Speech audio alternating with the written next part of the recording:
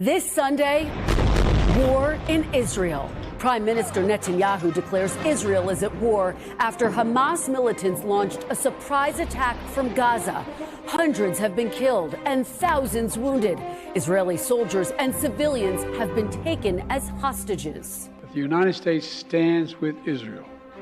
We will not ever fail to have their back.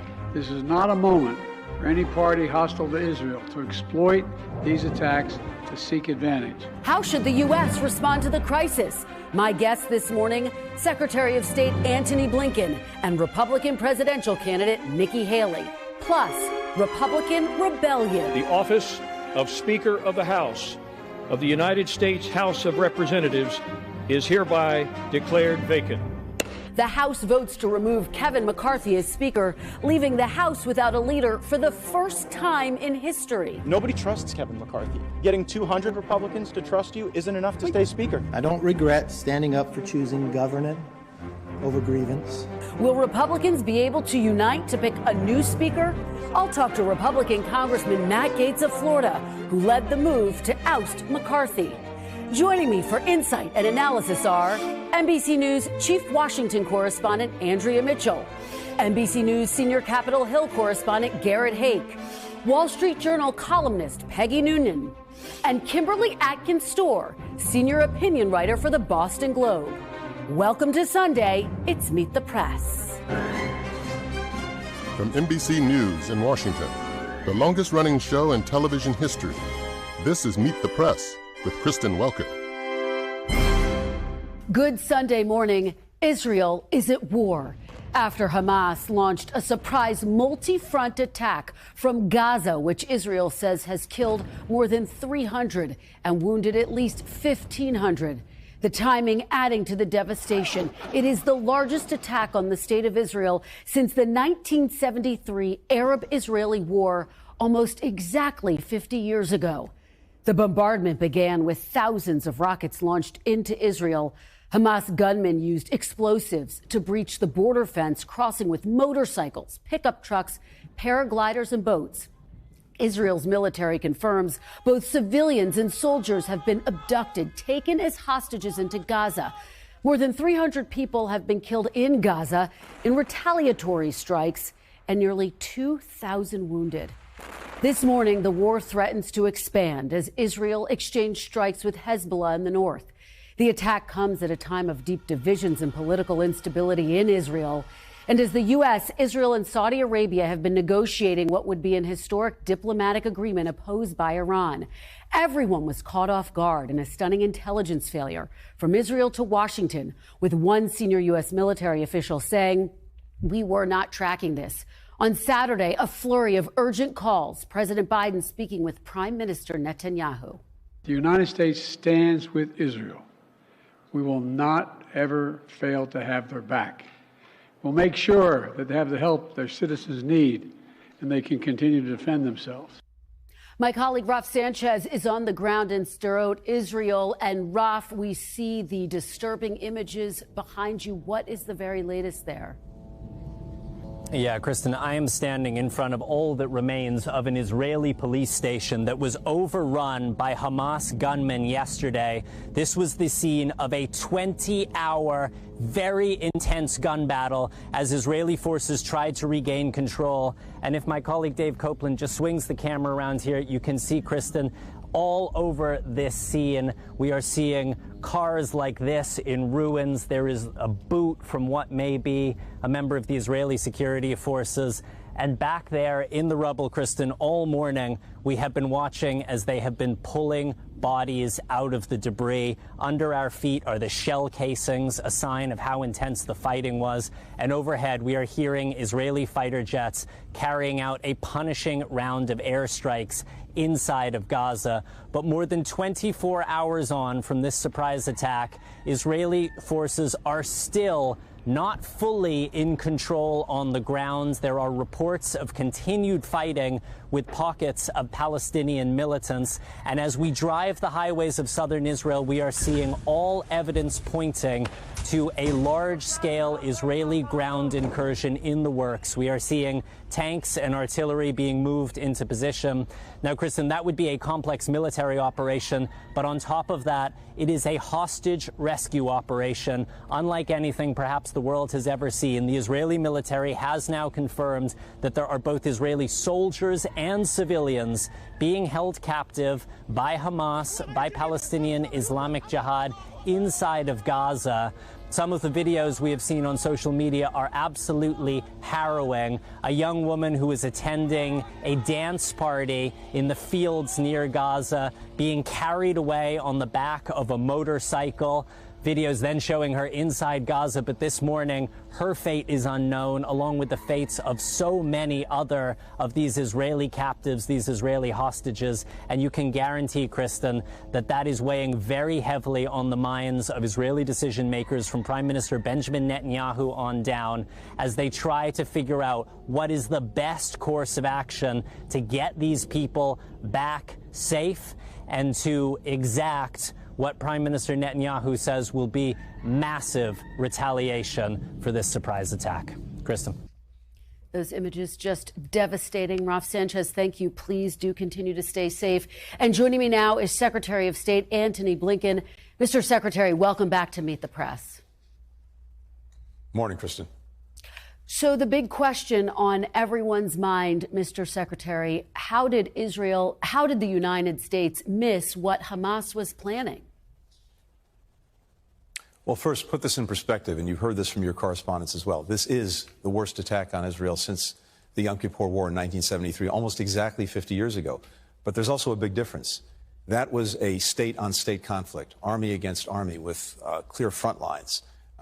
This is a massive terrorist attack targeting Israeli civilians, gunning people down in the streets of their towns, gunning them down in their homes, dragging Israelis, men, women, and children across the border with Gaza. A Holocaust survivor in a wheelchair, women and children, all being taken hostage. So you can imagine the impact this is having in Israel, and it should be revolting to people around the world. There will be plenty of time to figure out whether the intelligence should have done something different to see this coming. Right now, the entire focus is on supporting Israel, making sure that it has what it needs, as President Biden pledged to Prime Minister Netanyahu when they spoke yesterday, has what it needs to deal with this attack from Hamas, to make sure that it has control over its own territory, and that it takes the necessary steps so that there's accountability, and to try to ensure to the best of its ability that this doesn't happen again. We've been on the phones constantly since early yesterday morning. The President, myself, everyone throughout our government, working around the world, both to build up that support and to get countries to use the influence they may have with Hamas to get it to cease and desist. But, Mr. Secretary, do you acknowledge that both Israeli intelligence officials and U.S. intelligence officials were caught off guard here? This is an attack that I don't think anyone saw coming in the immediate. So was it an intelligence failure, Mr. Secretary? Do you acknowledge it was an intelligence failure?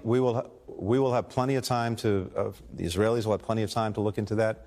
All of us will have time to look into that. The focus now has to be on making sure that Israel has what it needs to deal with this attack and to make sure that its citizens are safe and secure. That's the entire focus. Now, more broadly, we have been intensely concerned about the possibility of violence in the region.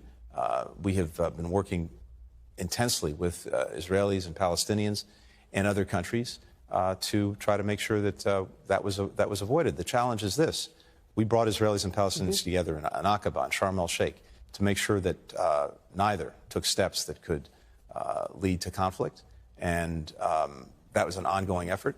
But Hamas was not involved because Hamas is a terrorist organization, and the difference maker here is you have a terrorist group that's undertaken these actions. Mr. Secretary, does the administration know at this point if U.S. citizens were among the dead or those taken hostage? So we have reports that several Americans may be among the dead. We are very actively working to verify those reports. Similarly, we've seen reports about hostages, and there again, we're very actively trying to verify them and nail that down. Meaning that there could be some U.S. citizens who have been taken hostage as well, Mr. Secretary? That's correct. And does the United States have a role, given that, and more broadly speaking, in securing the release of the hostages that have been taken, both Israeli hostages and U.S. hostages and any other nationalities? Well, Kristen, first, I'm not going to get ahead of the facts. We need to establish the facts. Second, any American anywhere who's being detained or held hostage, that is going to be a priority for this government, for this administration, and for me, but I don't want to get ahead of where we are. We have reports. We need to verify them. Did Iran play a role in this attack, Mr. Secretary? What has the administration assessed in that regard? So, Kristen, Iran and Hamas have a long relationship. Hamas wouldn't be Hamas without the support it's had for many years from Iran. In this moment, we don't have anything that shows us that Iran was directly involved in this attack and in planning it or in carrying out, but that's something we're looking at very carefully. And we've got to see where the facts lead. But we do know that Iran's had a long relationship with Hamas, long support. It's one of the reasons that we have been aggressively working to counter Iran, including sanctioning more than 400 Iranians, more than 400 and companies, precisely for the things like the support it's provided to Hamas. And we're learning just this morning that 2 Israeli tourists and their Egyptian guide were killed in Egypt. This comes as major cities around our country are enhancing security at synagogues and other religious institutions. How concerned should Americans be about a potential attack here, Mr. Secretary? Well, we haven't seen indications of that, but of course we're on guard around the world. We're on guard wherever American citizens may be and could be endangered. And of course, we're always on guard in the United States. But when it comes to the region as a whole, look, I was on the phone yesterday with my counterparts from Egypt, from Saudi Arabia, from Jordan, from Qatar, from the United Arab Emirates, from Turkey, from European countries. And a big part of that was trying to make sure that everyone was doing everything they can to ensure security, ensure safety, and to use whatever influence they have to get Hamas to back down, and also to make sure that others don't try to take advantage of the situation. You heard the president speak to this very clearly. He issued a pretty stark warning that no one, anywhere, should try to take advantage of what's happening in Israel. And speaking of Saudi Arabia, of course, this comes against the backdrop of the United States, Saudi Arabia, Israel having discussions about a potential deal to normalize relations, which would have further isolated Iran. What, if any, role do you think those talks may have played in these attacks? And does this effectively mean that those talks are now dead? It's no surprise that those who are opposed to the talks, those who are opposed to Israel normalizing its relations with its neighbors and with countries beyond the region, are Hamas, Hezbollah, and Iran. And so it's entirely possible that one of the motivations for this attack was to try to derail these efforts to advance normalization.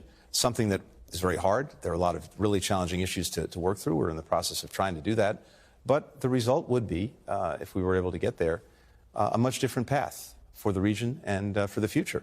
A path of greater stability, of greater integration, of people working together to better their lives. That's in stark contrast to the path that's offered by Hamas, a path of violence, killing, horror, terror, a path that offers absolutely nothing to the Palestinian people. In fact, what it offers is more suffering, not less. So it's a pretty stark choice. And the fact that Hamas, Hezbollah, Iran are lined up against that vision, I think speaks volumes. At the same time, as we're pursuing normalization, it's imperative that it not be a substitute for Israelis and Palestinians resolving the differences between them. On the contrary, it needs to be something that actually advances that prospect and supports it. But right now, in the immediate, the focus is on helping Israel deal with this attack from Hamas. And that's what we're focused on. Mr. Secretary, as you know, Republican candidates have been criticizing the administration for the deal that you just struck with Iran to release 5 American detainees in exchange for some Iranian detainees, as well as releasing $6 billion. Your officials have already said Iran has not yet seen a cent of that money. But how do you respond to Republican critics who say that that deal funded the attacks on Israel? Well, it's very unfortunate that some are playing politics at a time when so many lives have been lost and Israel remains under attack. Here are the facts. The facts are that these were not U.S. taxpayer dollars. These were Iranian resources that had accumulated from the sale of its oil that were stuck in a bank in South Korea from day one, under our law, under our sanctions, going back many years. It's always had the right to use those funds for humanitarian purposes, for food, for medicine, for medical equipment. The funds were moved from one bank to another where it could more easily do that, but under the close supervision of the U.S. Treasury Department. Mr. Secretary, I don't want... No, it's important. It's important to get these facts right, because here's what's going on. Again, not a single cent has been spent from that account. When any money is spent from that account, it can only be used for medical supplies, for food, for medicine. And those who are saying otherwise are either misinformed or misinforming, and it's wrong either way. What do you say about the argument that money is fungible? So Iran may have known this money is coming and used other funds to help fund this attack that happened. Iran has unfortunately always used and focused its funds on supporting terrorism, on supporting groups like Hamas, and it's done that when there have been sanctions. It's done that when there haven't been sanctions, and it's always prioritized that. And again, I come back to the proposition that these funds have always been, under the law, available to Iran to use for humanitarian purposes. The Trump administration set up a very similar mechanism to enable Iran to use these kinds of assets for humanitarian purposes. We've done the same thing. Mr. Secretary, very quickly before we go, as you know, there is currently no Speaker of the House. Congress is in a state of paralysis. Is Congress able to respond should Israel ask for more aid from the United States? What's your message there? So, Christian, there's a tremendous amount of aid and assistance already in the pipeline. Back under President Obama, we signed a so-called memorandum of understanding with Israel that provides it with $3.8 billion a year in defense assistance, and much of that is ongoing. The contracts are moving forward. We do a lot of co-production with them. A lot is in the pipeline. At the same time, Israel has come to us and asked for some specific additional assistance. I'm sure you'll hear more about that probably later today, and we're responding to that, and we have the ability to do that. Now, as a general proposition, it would be very important to make sure that we have both houses of Congress on a bipartisan basis in a place where they can clearly show and express their support for Israel, especially in this hour of need. And so that's something we want to see, and we hope that that happens quickly. Okay. Secretary Blinken, thank you so much for joining us. We will look for that announcement about more aid later today. Really appreciate it. And when we come back, Republican presidential candidate Nikki Haley joins me. The former Trump UN ambassador weighs in as the GOP is seeing growing divisions in the party when it comes to foreign intervention and conflicts around the globe.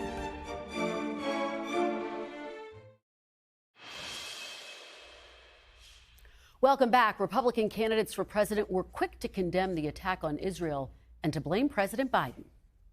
The Israeli attack was made because we are perceived as being weak and ineffective and with a really weak leader. The Iranians are funding Hamas and Hezbollah and all these groups, and they're funding it in part with money that they've gotten because of the Biden administration's weak policies. This is what happens when you have a president like Joe Biden. I also believe this is what happens when you have leaders in the Republican Party that are signaling retreat on the world stage. Joining me now is Mr. Trump's former United Nations ambassador, Republican presidential candidate Nikki Haley. Ambassador Haley, welcome back to Meet the Press. Thanks so much, Kristen.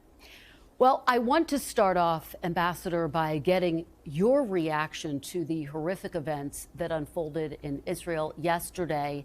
To what extent do you see this as a major intelligence failure? Well, I think that there will be a time and place to deal with whether it was an intelligence failure. I think right now what I want the American people to know is just imagine the Israeli people woke up to seeing their own citizens dragged in the streets, the elderly, children, women taken as hostages, whole families murdered.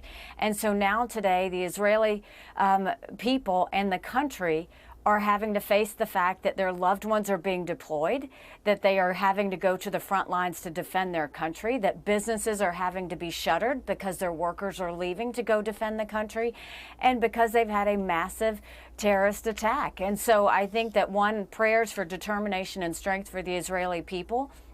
But what I want the American people to know is what happened when they were dragging those people in the streets. What happened when they were murdering innocent Israelis. The Hamas and the backers who support them, the Iranian regime, were chanting death to Israel, death to America. That's what we have to remember.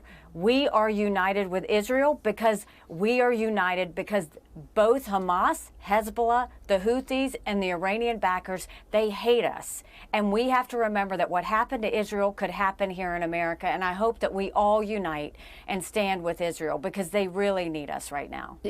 Quick follow-up there, Ambassador. Does that mean that you are concerned about potential attacks on the home front in the wake of what we saw in Israel?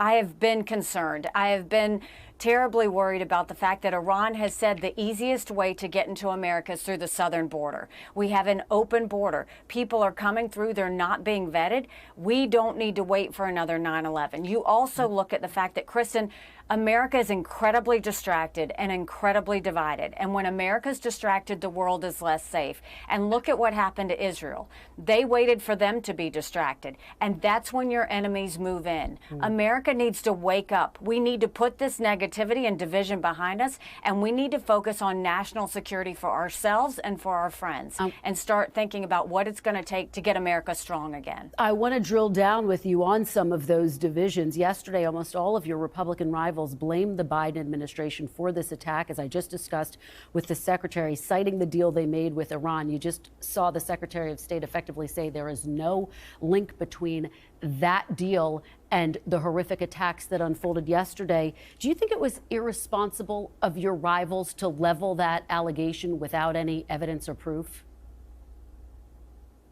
I actually think it was irresponsible for Secretary Blinken to say that the $6 billion doesn't weigh in here. I mean, let's be honest with the American people and understand that Hamas knows and Iran knows they're moving money around as we speak because they know $6 billion is going to be released. That's the reality.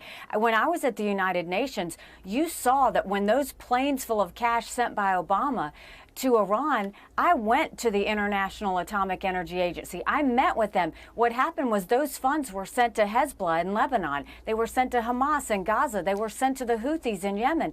They go and spread terrorism every time they get a dollar. It doesn't go to the Iranian people. It does go to terrorist attacks. And Secretary Blinken's just wrong to imply that this money is not being moved around as we speak and yet, to hurt those that love freedom. And yet, Ambassador, there's just no proof of that yet. This is just the hours after that immediate attack.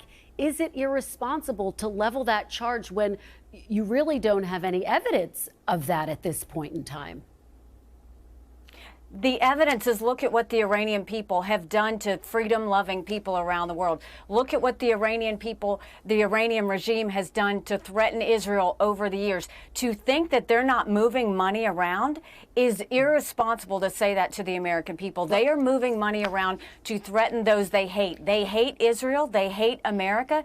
They are going to continue to use this. It was wrong to release the $6 billion, but let me tell you what else was wrong. It was wrong to go and have that debacle in Afghanistan. It was wrong to waive sanctions on Iran that gave them even more money. Money has been flowing to Iran, and that is the problem, because when Iran gets money, they use it for hate. And Ambassador Haley, just to be clear again, the Secretary of State said categorically they have not seen a link. Let me move on, though, to your record on Israel. Under the Trump administration, the U.S. Embassy moved to Jerusalem. As you know, that enraged many Palestinians. Settlements expanded in violation of international law, and there was no progress made toward a two-state solution. You were UN ambassador at the time. Could you and should you have done more to address the interests of the Palestinian people? Well, I actually went to the West Bank. I actually met with the Palestinians multiple times. I actually went and saw what the situation was at hand. But let me tell you what else I saw.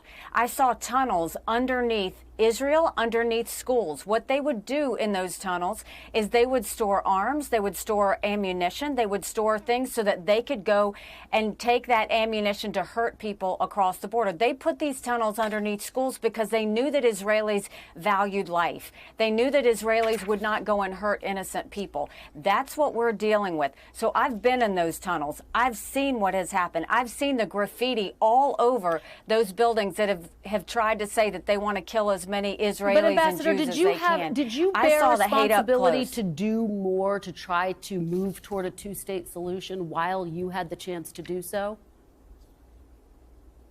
I called out the truth. I called out the truth that what was happening was that you had the entire world condemning a freedom-loving country that is a bright spot in a tough neighborhood. And the other truth I'll tell you, Kristen, is Americans need to remember it's not that Israel needs America. America needs Israel. Israel is the front line of defense for the Iranian regime and terrorists that want to hurt us and want to hurt our friends. And we need to be honest with the American people about that. Ambassador Haley, I want to turn to former President Trump's comments recently suggesting that outgoing Joint Chiefs Chairman General Mark Milley should be executed for treason.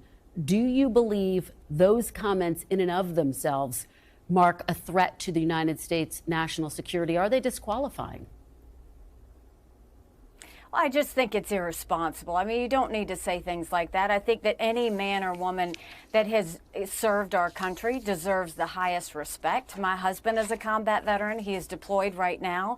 They sacrifice a lot. Their families sacrifice a lot, and we should honor them every chance that we get. Finally, your message to Republicans in Congress who right now do not have a speaker in the House, who are in a state of paralysis. Do you worry that makes the U.S. look weak on the world stage?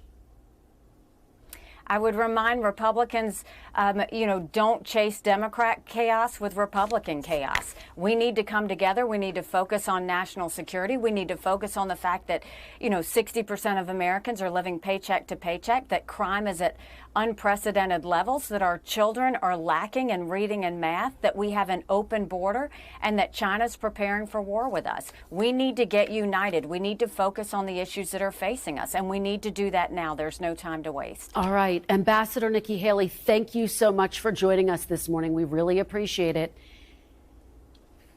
Thank you. Go to NikkiHaley.com and join our fight. All right, and when we come back, Republican Congressman Matt Gaetz joins me. He led the ousting of Speaker Kevin McCarthy this week, leaving the House without a leader for the first time in U.S. history.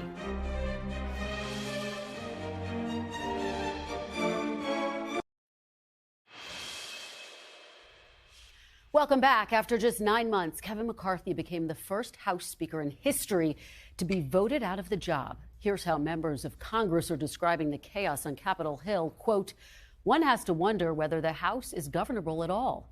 Another called it a vote for chaos. Others called themselves ashamed and embarrassed. A handful of House members just want to blow up the institution and themselves in the process. Sad. And that's what Republicans are saying. With the government shutdown 41 days away and looking more likely, members of Congress have left Washington.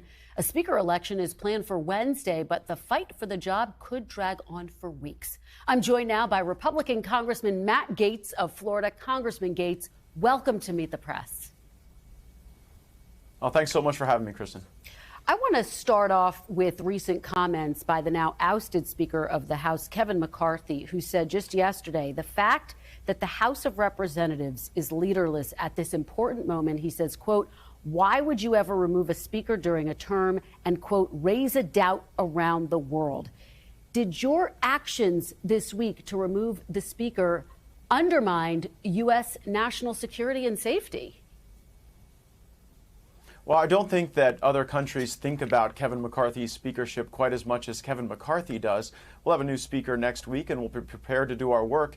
Kevin McCarthy was removed because he made multiple contradictory promises to people that ultimately could not be reconciled. The Democrats didn't trust him. House Republicans on the conservative side of our caucus didn't trust him, and that ultimately led to us making a decision to move forward with someone new. Fortunately, we've got two great men running for Speaker, Jim Jordan and Steve Scalise. I reject the premise that this is going to drag on for weeks. My colleague Kevin Hern was contemplating a run, but I received a message from him recently that he won't be mounting that campaign precisely because in a two-man race, it's going to be pretty clear who gets the most votes. I do want to say, based on what's going on in Israel right now, it is horrifying. We stand with the people of Israel. Israel has a right to defend itself. I get the sense that Israel is going to be larger, not smaller, at the end of this conflict. And you have to take note that every place, whether it's Gaza or Judea and Samaria, where Israel has given back territory, life has gotten worse for the people who live in those places. And I think Israel's actions right now are justified, though we certainly hope that the carnage and the death comes to an end as soon as possible. Congressman, you say that you stand with Israel, you're ready to defend Israel, and yet you're completely incapable of helping Israel because you've brought Congress to a standstill, a state of paralysis, have you not? Well, you just heard the Secretary of State reject that premise. We have a 10-year ongoing memorandum of understanding that he sends didn't reject Israel, it, Congressman. He called Congress to get back to work. Hold on, let me get a word in here, Kristen. Yeah, but what he said was there was no need in Israel that we're not going to be able to meet based on the funding that we've already approved for Israel. And the reason we have this multi-billion-dollar commitment each and every year to Israel is because we want Israel to have a qualitative military edge over everyone in the region. They have that edge. Israel has air superiority now. We are seeing their armored vehicles in the north. I'm very concerned about what Hezbollah might do, what Lebanon might do there to try to create more instability. But there is no ask from Israel that we are unable to meet because it's going to take us a few days to pick a new speaker. I was very critical of the pro tem's decision to send us home for a week. I thought upon McCarthy's ouster, we should have stayed on the job, stayed in Washington, and if McHenry had not made that decision, we would have a speaker right now. He made one that was regrettable, but I think we're going to be back on track quite soon. Well, that takes me to my next question, Congressman, because you led this effort to oust Speaker McCarthy without a clear replacement in place. Was that irresponsible on your part? Not only do we have a clear replacement, we have two. We have two men who are But you don't have a choice, and it's not clear either of them have enough votes. Well, I think that in a two-man race, it's a lot easier to get someone to 50% plus one than in a race where you have 3, 4, 5, 7 people. So the fact that it's been a constrained race, you are watching the plan play out. And by the way, if we have a Speaker Jim Jordan or a Speaker Steve Scalise at the end of the coming week, there won't be a single Republican, sans maybe Kevin McCarthy, who doesn't believe that we have upgraded the position. This is about ensuring long-term stability financially for our country from a leadership standpoint. And with either Steve Scalise or Jim Jordan, we will undeniably have an upgrade, and I'm looking forward to it. Congressman Gaetz, back in 2008, when then Speaker Paul Ryan announced he wouldn't seek re-election to Congress, here's what you said about moving to replace him early. If we take Paul Ryan off the field right now, instead of being able to finish strong in the 115th Congress, we will shatter into a bunch of factions fighting against each other for power. We got enough of that in Washington already. So, Congressman, where was that concern for party unity on Tuesday? Unfortunately, we're in a very different position today than we were back then. Also, I don't know that that was 2008. I think it was 2018. You may have missed a decade. In 2008, I was in the state legislature in Florida. It was 2018, absolutely, if I misspoke. 2018. Yeah. Okay. Yep. No problem. We've caught up. But now that we have the circumstances we're faced with, we had a leader who had made multiple contradictory promises that nobody could trust. So there was no way to move forward. Paul Ryan was in a quite different position in 2018, and you're not seeing factions divide. Matter of fact, you saw Brian Fitzpatrick just the other day, someone who doesn't hold my view on a lot of things, a more moderate Republican, endorse Jim Jordan, my hero and mentor and judiciary chairman. So I think we're actually going to come together quite soon. I think we've got two great choices, and I think that you're going to really see an invigorated Republican Party. We were in the doldrums with Kevin McCarthy. We had no budget. I mean, we have not had a budget in this country for decades. So I think that it's about time we follow the law. We have single subject spending bills, and then we work with the Senate and the President in divided government to meet our priorities. There's no guarantee that either of the two candidates who are running for Speaker will be able to get a new budget, given that you are dealing with a divided Congress and given that you don't have the numbers, quite frankly, Congressman. Well, I disagree with that. We had the numbers to pass appropriations bills to fund over 70% of the government. And for all of the criticism that I'm an agent of chaos, I voted for all of those appropriations bills for our military, for our veterans, for our Department of Agriculture and our food security, and for our Department of Homeland Security and our border. The question isn't whether or not we believe in a budget. The question is, what is the responsible budgeting process? Now, the McCarthy strategy was to utilize omnibus bills, continuing resolutions, and to have one up or down vote on the funding of the entire government all at once. I believe that the manner of budgeting is best served, in divided government or not, with single subject spending bills that are individually negotiated so that you can have a programmatic review on how the federal government spends money. We haven't done that, even though it is the law since 1996. And by the way, we can do it in divided government. The last time it happened was divided government. Okay, Congressman, I've been speaking to some of your Republican colleagues, and you know that there are discussions about potentially kicking you out of Congress. How concerned are you about that you may lose your job over this?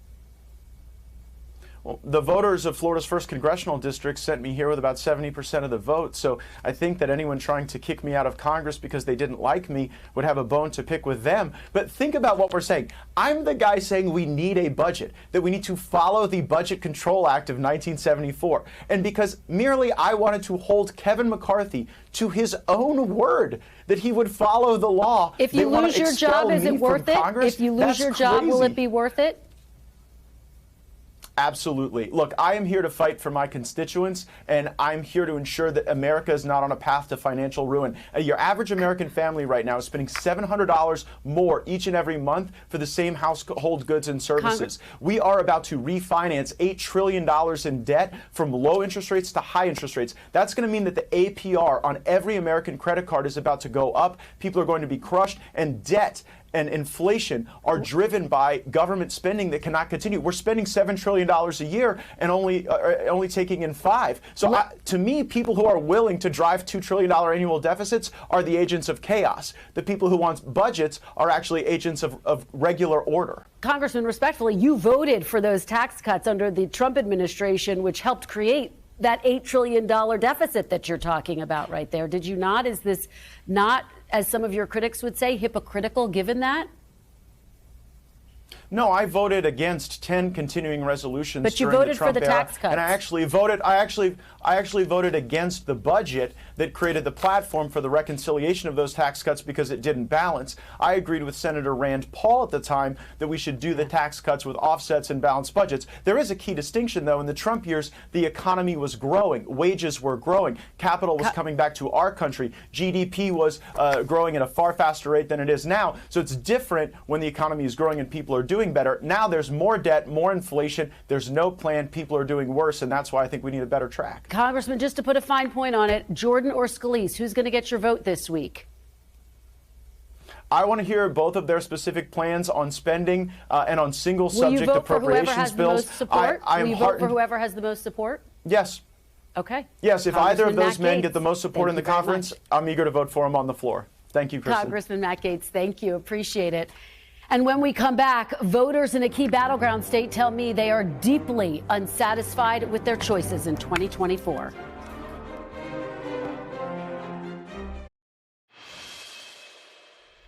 Welcome back. On Wednesday, I traveled to Bucks County, Pennsylvania, a swing county and a battleground state, to hear from voters about the issues that matter to them, the developing presidential race, and the dysfunction we saw on Capitol Hill this week. There's just so much going on that it's not very unstable. Well, I'll give you the one word of my emotion: depression. Watching it go down in real time was wildly entertaining, but also, to Al's point, it was depressing. And I don't see a way that they're going to strike a compromise on key items like budget, continuing resolution. Do you feel like there's a leadership vacuum right now? Absolutely. I do. Across the board? Across the board. If we look at the current polling right now, it seems like it is very possible there will be a rematch between President Biden and former President Trump. How many of you, and just raise your hands, are excited by a rematch between President Biden and former President Trump? No hands. Mm-mm. No one's excited by that rematch. Depressed is a better word. Yeah. Depressed why? I think Biden is approaching senility, if not already in the middle of senility, and running the greatest country in the world, in my humble opinion, is not a job for an old senile person. And Trump is, forgive my French, an ass. And we don't need that kind of person running our country. How many of you are undecided in this moment? How many of you vote you're undecided in a rematch? I would be undecided. Why are you undecided? While I did vote Republican, I didn't love, it was a lot of chaos. I'm someone who preaches kindness, and maybe it was hypocritical for me to vote Trump in the last election, to have both of them going back up against each other. I don't know if my moral compass could choose one of them. Do you know who you would vote for if there were a rematch between President Biden and former President Trump? I am confident that I know. You would vote for President Biden? Yeah, and it would sort of like Al mentioned, it would not be a happy or proud vote. It would be the lesser of the two evils. In Biden versus Trump, yes, I'd vote for Biden, for sure. And would you do so with enthusiasm? No. Why? Like Al, I share concerns about age. It's just a fact. I think he is still capable. He seems to have the vitality to continue to do the job well, but at 88 years old, just the inherent risk. I just feel that Trump has disqualified himself from office because of his behavior from the election through January 6th and onward, and would never vote for him. Is there any chance that any of you sit home on Election Day? There is a chance, yeah. Honestly, I feel if it's Biden versus Trump, I don't know if there's anything that could make me come out and vote that day, which I know is really, it's upsetting because it's something that, is a privilege for me to have. Al, is there any chance you would stay at home on Election Day? No. I love American democracy too much that Biden and Trump, if it's a Biden and Trump race, then I would vote for Biden, even if he was dead.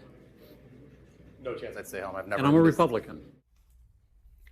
Powerful comments there. You can see more of my conversation with swing voters at meetthepress.com. And when we come back, with Israel at war, the lack of a House Speaker could have an impact on U.S. national security. The panel is next.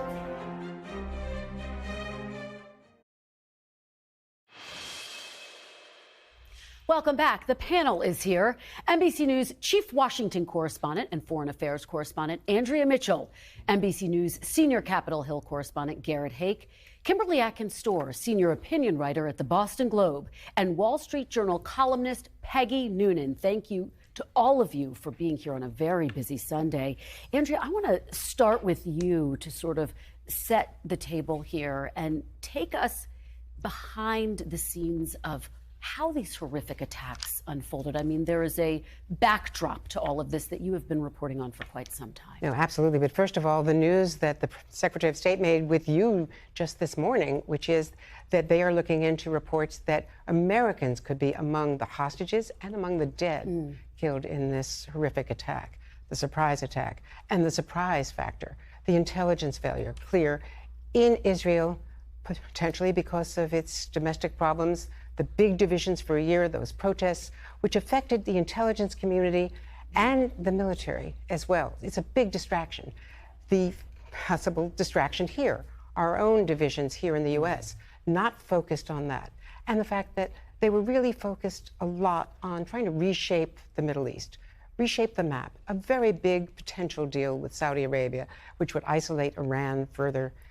Saudi Arabia potentially recognizing Israel, it would change the map, going back to 1948, but not really focused enough. The president did, but the other players did not focused enough on the Palestinians, their grievances, which had been exacerbated under the Netanyahu's right-wing coalition. So there was violence on both sides escalating in the last year. And as I was discussing with Ambassador Nikki Haley, the fact that settlement houses have expanded thousands under former President Trump. Yes, absolutely. Garrett, Andrea talks about the instability, those protests in Israel over the proposed judicial reforms by Prime Minister Netanyahu.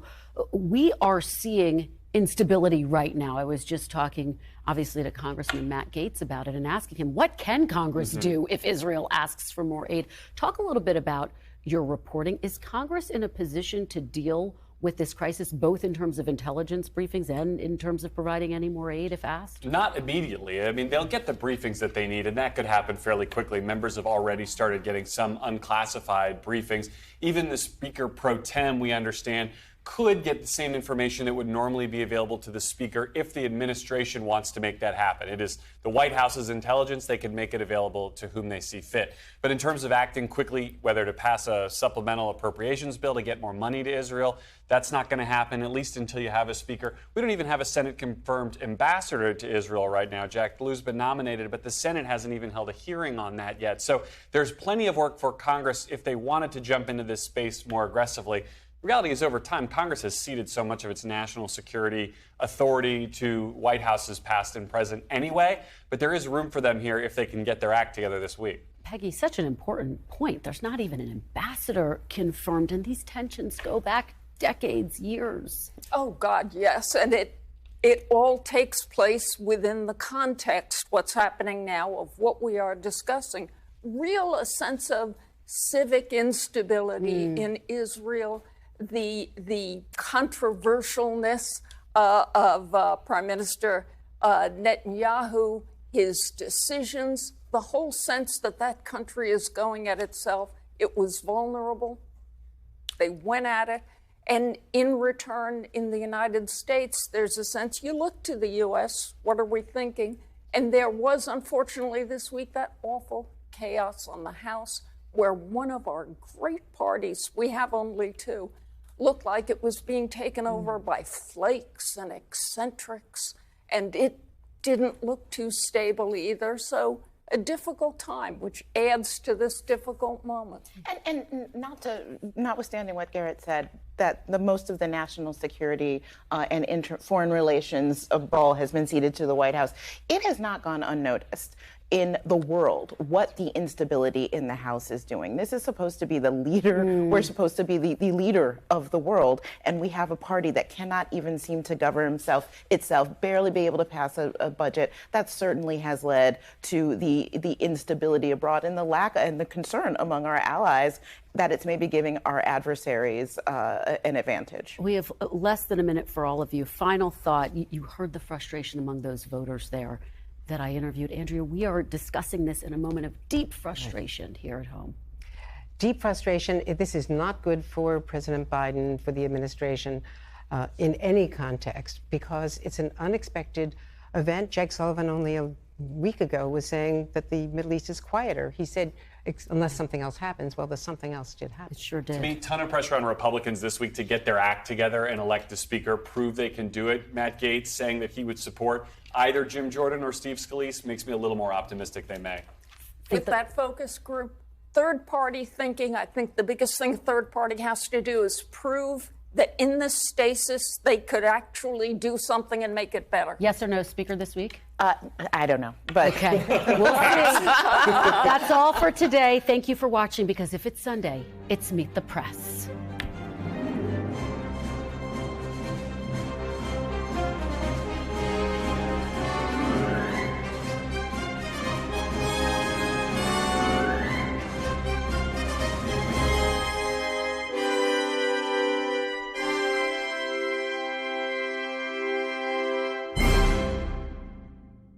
Thanks for watching. Stay updated about breaking news and top stories on the NBC News app or follow us on social media.